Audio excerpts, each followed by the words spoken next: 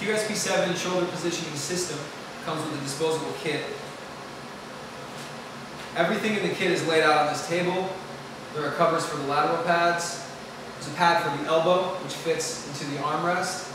There are neck pads. There's a cranial pad. There's a cover for the backrest. And there's an optional thorax pad for difficult intubation. To prepare the operating table to receive the quantum shoulder positioner, first thing to do is remove the leg section table pad. The next thing that you will do is remove the main operating table pad and rotate it 180 degrees and hang it 2 inches off the edge to cover the cutout and provide additional padding for the patient. Next, using the operating table controller, lower the leg section of the table to 90 degrees perpendicular to the floor. When this is finished, the sheets can be placed onto the main operating table pad, and you are ready to receive the beach chair shoulder position.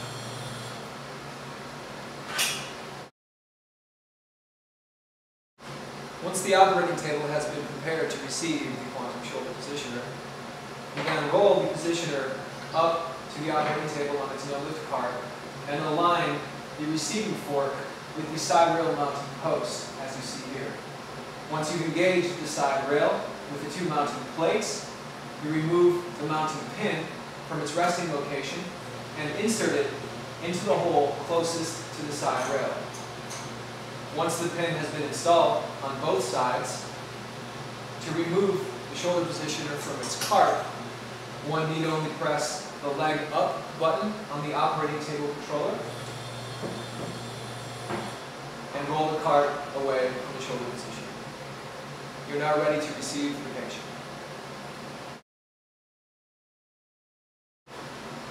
After the shoulder positioner has been mounted on the operating table, the disposable kit should be opened and all of the disposable pads and covers inside should be installed on the shoulder positioner.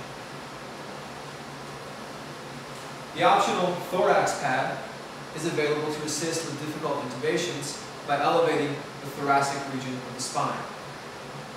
There are slip covers for the lateral pads.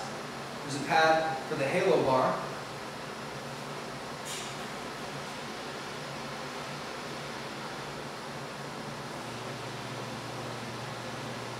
The non-operative arm pad protects the elbow. The cranial pad velcros to the headrest pad. The neck pads are installed over the neck bolsters.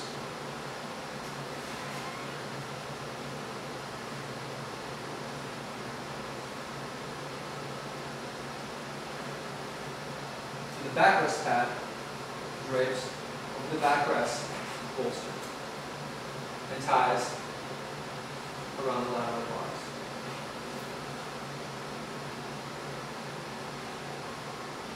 When you finish the installation of all the disposables, your shoulder positioner should look like this, with the exception of the optional thorax pad, which is not used for every case.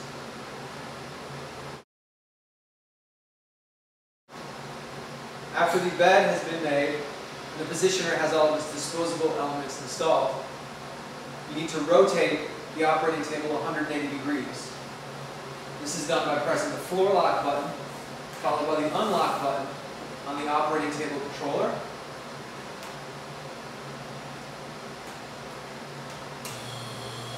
Once it's unlocked, one simply rotates to allow the head to point towards anesthesia.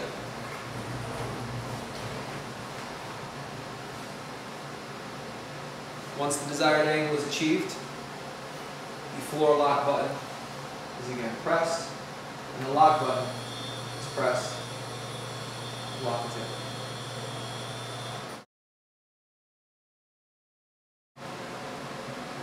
To transfer the patient to the table, the gurney is brought in such that the patient's hips align with the gap between the table and the lumbar support. This is an imperative positioning event to allow the head to later match up with the appropriate position on the headrest. The patient is asked to move over to the table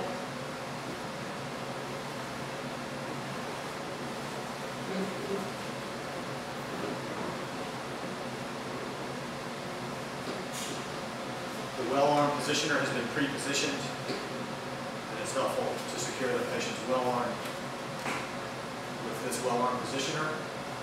At this stage, if the patient ends up too low, they're asked to scoot their hips up so that their buttocks are in the gap between the lumbar support and the table. Again, this is a very important component to positioning.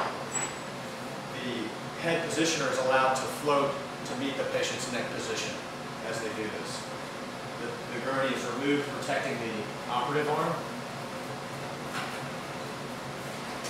The lateral pad on that side can then be used to provisionally secure the operative arm. At this stage, the leg bolster can be placed.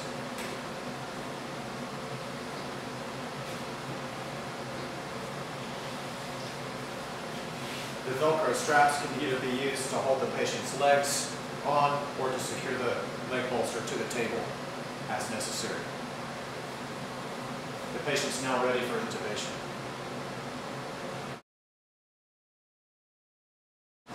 During intubation, the patient's arms are controlled by the lateral pads. The anesthesia doctor will want the patient in the so-called sniffing position, such that their head and neck are displaced anterior to the thorax. This can be achieved in many patients by adjusting the AP adjust either down or up.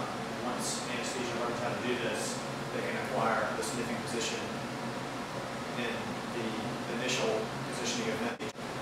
A thoracic assist may help achieve the appropriate position. This is an example of a common error in positioning the patient for intubation. The patient's hips are too low, such that the occiput is impinging on the neck pads. This creates an angle of the neck, which makes it very difficult for the anesthesia doctor to intubate. To correct this, the neck pads are adjusted inferiorly. The patient can be asked to scoot their hips more in the crack. And this is much better. Still, sometimes the thorax can sag a bit here, and in this case, we can use the optional thoracic pad to correct this. This would have been positioned prior to intubation. And for demonstration purposes, you can see how the alignment is corrected. Occasionally, again, you may have an assistant during intubation perform a simple chest rise maneuver to allow intubation and then to proceed to the sitting up portion of the case.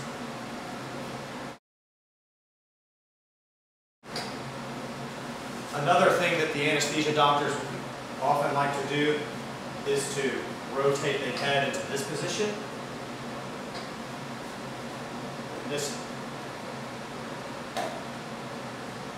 The sliding headpiece allows the anesthesia doctor to push and lift at the same time, achieving the sniffing position.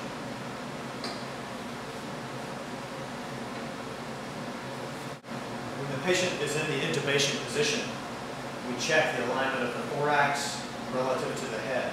The thoracic pad is supporting the patient's thorax. Another maneuver that the anesthesia team will want to be able to do is to rotate the head and displace it anteriorly to achieve the sniffing position. Allowing the head assembly to free float allows one to compress here during intubation, which will assist in the intubation process. Additionally, if a manual thoracic support is needed, that can be done as well.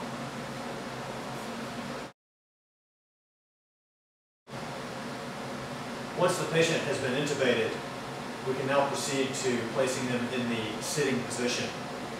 The head support is allowed to free float, the legs have been secured, and there's no additional maneuvers necessary for the bottom portion of the table. The patient is brought up by means of the table itself into the sitting position. Once the desired position is achieved, we can now focus on the final positioning of the head and neck.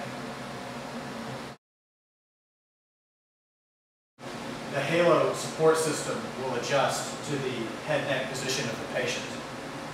This is done by pressure on the shoulders. So typically we will adjust the superior position and then lock the halo system referencing off the occiput. The halo system then allows an anterior to posterior adjustment to match the patient's kyphosis, which is quite valuable in some patients. The neck pads may then be adjusted by the neck pad knobs such that they grasp the patient's neck securely, and if additional flexion or extension is necessary, that can be done via the occiput support. At this juncture, the head and the cervicothoracic curvature is quite well maintained, and it's time for final positioning, done via the halo, which is then brought in just over on the brow of the patient, snugly fit to the patient's head to control motion. The tightening knob in the posterior aspect of the halo system will then secure it with final securing by the lever. Once the head has been secured, the case may begin. The tube tree can be utilized to control the anesthesia tube and collate the monitoring wires for the case. The patient's arm can be freely manipulated by means of an arm holder or otherwise. There's excellent anterior and excellent posterior exposure, both surgical and radiographic. And the patient is very well secured by means of the lateral armrests, which secure the patient via their center of gravity rather than their head. Your surgical arm positioner of choice can be utilized with the beach chair positioner, either positioned posterior on the table rail or at the middle table rail, depending on the size and type of arm positioner that you use. We prefer to position the arm for prepping in this fashion, utilizing a simple towel clip and a metal bar to affix the arm to the arm positioner. Our preferred method to achieve fluoroscopic views of the shoulder intraoperatively is to bring the fluoroscope in from the opposite side.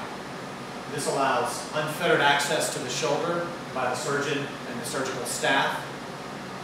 The AP view can be easily acquired, and the C-arm can easily be moved in and out of the operative field. With no backplate to obscure the vision, excellent radiographic exposure is able to be achieved. For clavicle fractures, we don't feel an axillary X-ray view is necessary because the plate can be directly visualized through the surgical wound. Fracture reduction and screw length can be assessed via the AP view quite easily. For proximal humerus fractures, the AP view is utilized predominantly for hardware placement and fracture reduction, and to achieve a lateral view of the proximal humerus, the patient's arm is moved into abduction external rotation, which allows a true lateral of the proximal humerus. This allows a much quicker ability to perform fluoroscopic assessment of the proximal humerus without giving verbal commands to the fluoroscope operator.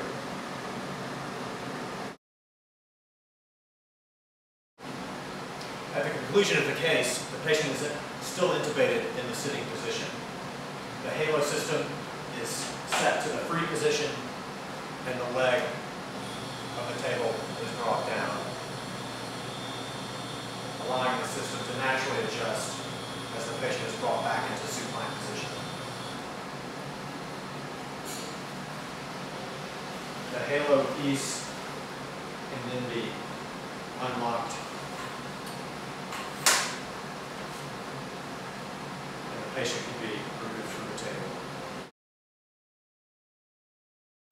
With the patient in the supine position, the leg bolster may be removed.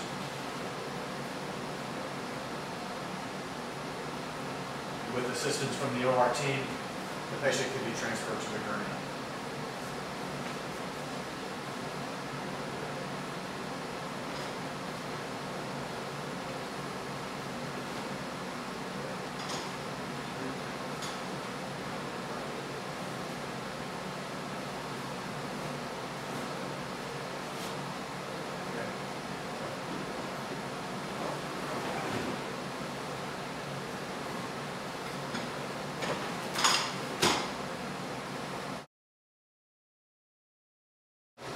When the case is completed and the patient has been transferred off of the operating table onto the gurney, all of the disposable pads should be removed and discarded. After the disposables have been removed, the no-lift mounting cart for the shoulder positioner is rolled underneath, and the operating table control is used to drop the shoulder positioner onto its storage cart. The leg down button can be used until the appropriate angle is achieved, at which time the height of the table is adjusted, dropping the shoulder positioner onto its cart. One can then place a hand underneath the head support to take any remaining stress off the mounting pins. Pull both mounting pins, loosen the secondary mounting knob. And once this operation is complete, the shoulder positioner can be rolled away and into the storage